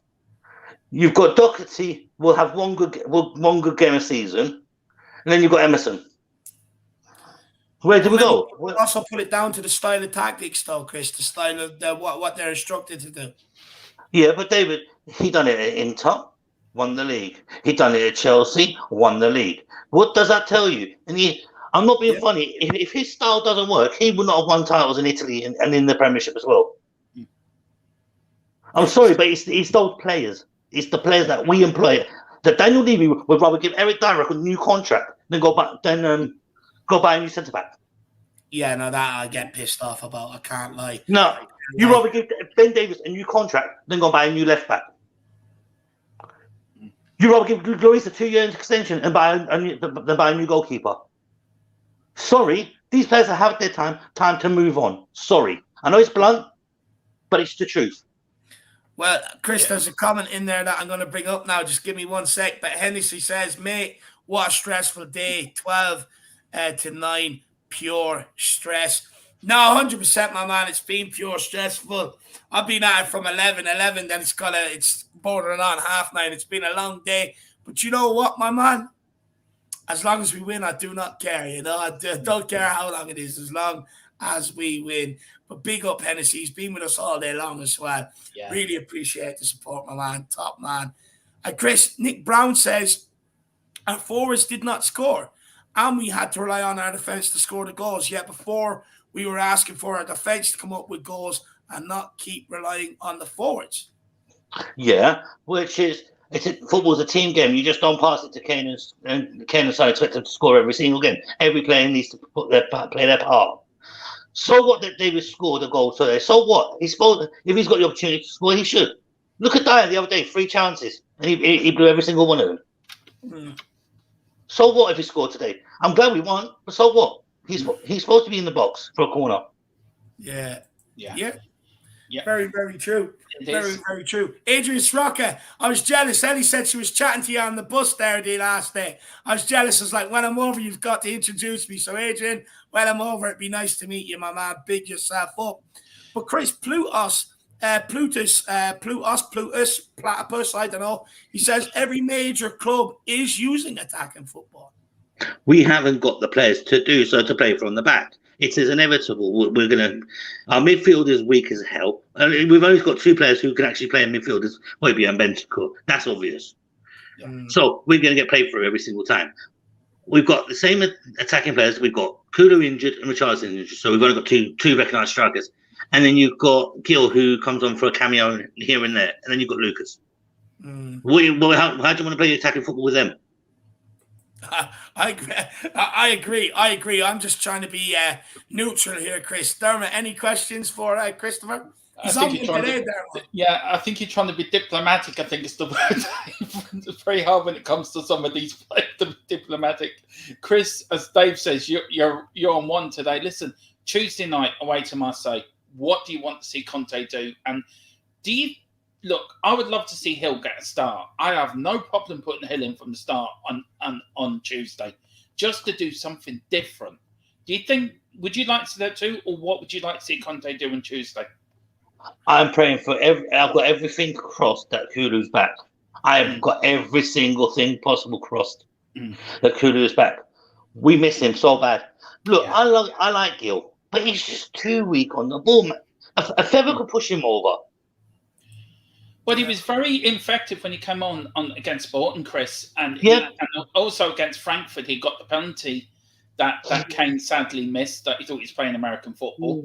Yeah, but he has to learn to stay on his feet. Yeah, I agree. I do agree. He needs to beef up a bit. But he came on and he injected something into Spurs. So do you need to see if Lulu's not ready? Would you start him instead? If he was ready, if Gil was ready, I would happily start him. But I agree with Conte, he needs more time to bulk himself up. I do agree with Conte on that. I do. So I would love to see Kulu start. If not, then give Gil a chance. I can't be watching the headless chicken Lucas on Tuesday against Marseille, or I'll be embarrassed. Look, I agree. I think Jurgen Sporting was absolutely woeful. But you not think he kind of had an impact today? He sped up the forward line because beforehand we were just atrocious anyways. We couldn't get much worse. To be fair. Yeah. To be fair, we couldn't get much worse. I was disappointed it wasn't Gil Messi. I think, I really like the kid's vision. But at the end of the day, I do think Lucas had a bit of an impact. I do like the way he drove at the opposition defence. And he was putting in a few crosses and that, to be fair. But look, Chris, Steve D, he says, wow, with laughing emojis. Let us know what's up with your Steve D. Put it in, my man. Put it in. But Chris, any final messages to Spurs fans out there, brother? Stop bitching about. Yes. Stop bitching about Conte and get behind him. Simple as that. Stop bitching about him. It's not his fault that our team's in such disarray. Blame the owner who doesn't want to spend the money first to buy the players that we need. Then look at Conte if Levy did invest. Stop blaming the manager all the time. Our supporters are better than that. Come on. We can do this on Tuesday, but we just need a bit of faith behind the team. Yeah. Look, do you know what, Chris? It's definitely doable. It just depends on who's picked, really. I just want to see what Tottenham shows up on against Marseille. Is it going to be the fighters or the cowards? Yeah. Yeah. Well, I'm hoping the fires, Chris, because if the cowards turn up, there's going to be absolutely uproar if we don't get out of the group stage, especially because Marseille will be the second bite at the cherry. But Chris, surely you got to be happy with the win, though, my man. Yeah, I'm happy with the win, but not the manner of it. Yeah. We should be burying chances, not letting Bournemouth go 2-0 up. That's an absolute joke. Yeah. You got slip sliding Sanchez at the back. What do you expect? You got Captain Clanmer in goal. What do you expect? You've got Moon Boots has to come on, the saviour. You know what I mean? That says a lot when we have to rely on Moon Boots. Yeah, 100%. I mean, look, in fairness to the guy, he actually did shore it up a bit today. But like I said, a Penguin would have shored that up today, if I'm being brutally honest. But Chris, give me a big come on you Spurs, brother. Nah, man, they don't deserve a come on you Spurs after that performance today. You just said they're going to get behind the team. Yeah. The only thing I'm going to say to them is come on you Spurs. They're not getting a big come on you Spurs from you unless they prove themselves on Wednesday against Marseille. If they prove themselves against Marseille, then they'll get a come on you Spurs off me. Until then, they can just stick with leave it out. Chris, do we get a Conte we trust? In Conte we trust. That's it. That's what you get from me. Well, Chris, brother, don't leave it so long next time to come back, my man. Yeah, I think I'll come back with a vengeance, David. A lot of frustration over. David, what I'm going to say to you is, David, it's a lot of frustration over the last 3 weeks watching our team play and playing absolutely shit. 100%. Look, 3 weeks of watching them like, this ain't my fucking team playing here. This is absolutely atrocious. We've all been there, brother. Look, it has been absolutely atrocious, my man. But Chris, big yourself up, brother, and please don't leave it so long to come back again. All right, Dave. Take it easy, lads. Chris, I'll see you soon, my man. Big yourself up. Everybody give Chris a lot of love, an absolute lot of love. Bit strong on the Conte out, people, I must admit. I don't like the name calling or anything like that, I think everyone's entitled to their opinion, but you can't deny it. Chris is an absolute dude and a character. I really like the guy. What a legend. He's so funny as well. He cracks me up. I love pressing him on the certain issues because he just goes on. That's brilliant. Look, I agree with you, Dave. Everyone is entitled to their opinion. That's what makes football the beautiful game, because everyone's got different opinions, but we have to respect everyone's opinions at the end of the day. But look, I agree with Chris. We need to turn up on Tuesday. I just think, we will get the same excuses, but I think we'll get out of the group, Dave. I think we'll get into the next round. And I think, look, we just need to move on from there. You know what, though, Dermot? I mean, I'm torn, to be honest with you, because I know our away form is absolutely shocking in Europe. You can't go beat NS Mora, you can't beat Antwerp away, you can't beat Zagreb away, you can't beat Paços de Ferreira away, you can't beat Vitesse away, you can't beat Rennes away. For me, I'm not going into this confident. I'm not even going to sit here and lie. I'm just not. I mean, our away form in Europe has been absolutely catastrophic over the last few years. Look, but at the end of the day, Dermot, sometimes it has to change. And hopefully we get the job done. But Dermot, where can people find you, my man? They can find me on THFC Till I Die. Me and Nelly, we've got loads of shows up there with The Godfather, Philip Brady, with Queen Ellie Hoybier. You get Chris on there.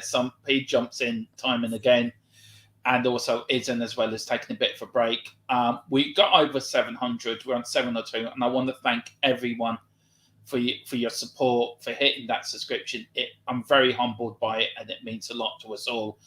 And we've got a post-match show tomorrow night, and then we've got build up then to the Marseille game on Tuesday. So yeah, we've got a lot coming up, and we've got the charity stream on the 18th of November, where Dave is going to be quiz master to a quiz between myself and Ellie.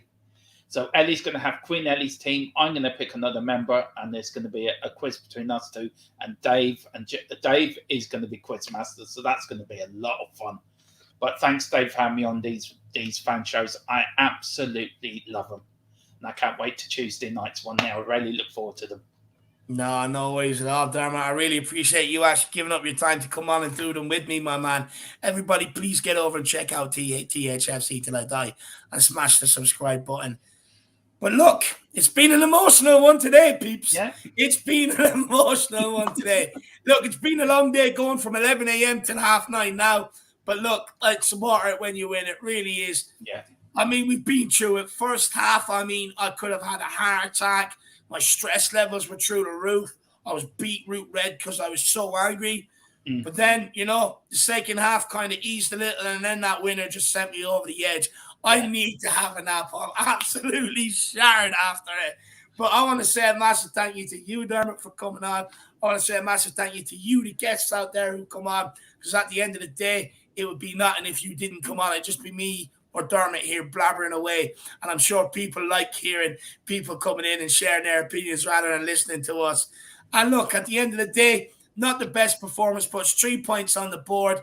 I can just sit back and enjoy the rest of the football knowing we've won. And massive thank you to everybody for tuning in as well, of course. Really appreciate you guys. But as you can see, my voice is on its way out. Yep. I have to go and let it recover. Massive thank you to everybody. Come on, you Spurs. In Conte we trust. And tune in for Twitter Reacts tomorrow. There's a comment up in the community section. Feel free to go and put a comment in underneath. And there's also a comment up on my Twitter page. Feel free to get a comment in underneath for Twitter Reacts. Jack will be doing that tomorrow. I'm out hiking with the outlet trying to lose some of this big bad boy belly on me. Hopefully it does the job. But look, see you all tomorrow. Come on, you Spurs. Come on, you Spurs. In Conte with crush. And come on, Katie Taylor, win tonight. She's fighting. I'll speak to you after. Yes.